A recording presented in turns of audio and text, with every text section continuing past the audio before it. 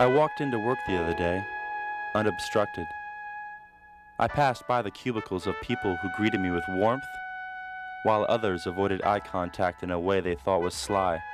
I began to wonder, what if the people who avoided eye contact had petitioned in an effort to prevent me from getting my job? What if they called me nigger behind my back as my talent helped buy them the cars which drove them to fancy restaurants? Restaurants which made me eat out of sight, never within earshot. Just go play baseball and be gracious, they told him. Be silent. Whatever you do, please just be silent. You see, that was the deal in 1947.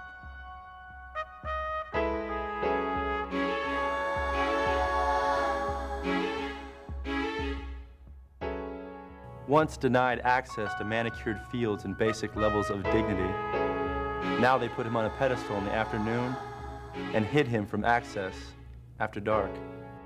Eyes greeted him with resentment, with skepticism, with awe.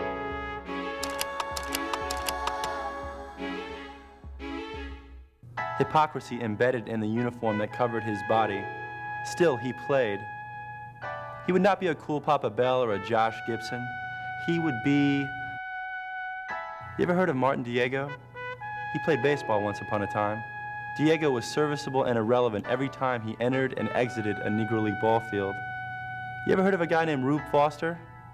Rube didn't have a branch Rickey, but he played for, managed, and ran his own teams. Was Rube Foster the black Christy Mathewson? No, he was the black Rube Foster. And he made the Baseball Hall of Fame without ever playing a game of organized baseball. Before and after Jackie, you see. Do you see? Jackie Robinson played aggressive, passive baseball. He could not react to insults or injustices. Steal bases, drive your opponents to distraction while putting your team first and peace of mind second. That was the deal. You should know these things about Jackie Robinson. Pioneers make declarations. They pass before their time, and sometimes these men wear a boy's uniform in a coward's world, a world that reluctantly looked him in the eye for the first time on April 15th, 1947. He was more than just the first black man to play within self-righteous white lines. He had to absorb hatred and loathing as if breathing in air. He had to endure and say nothing, for that was the deal. You ever walked up to a fountain that said, "You can't," or a bathroom that said, "Don't even think about it"? His fate decided by an institution which ignored and suppressed his kind for years. For it was in their best interests, the best interests of baseball. Still, he played. Jackie played. His interesting play was the foundation for the future and current best interests of baseball. Suddenly, Hank Aaron was interesting. Willie Mays, McCovey, and Stargell were of interest as well. Bob Gibson, Rod Carew, Reggie Jackson, they were all interesting. Do you think Junior Griffey plays an interesting game of baseball?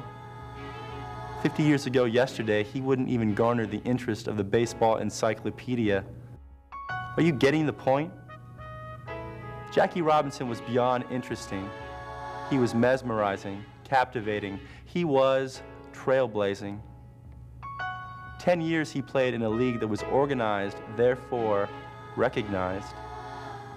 50 years ago today, they let him play for the first time.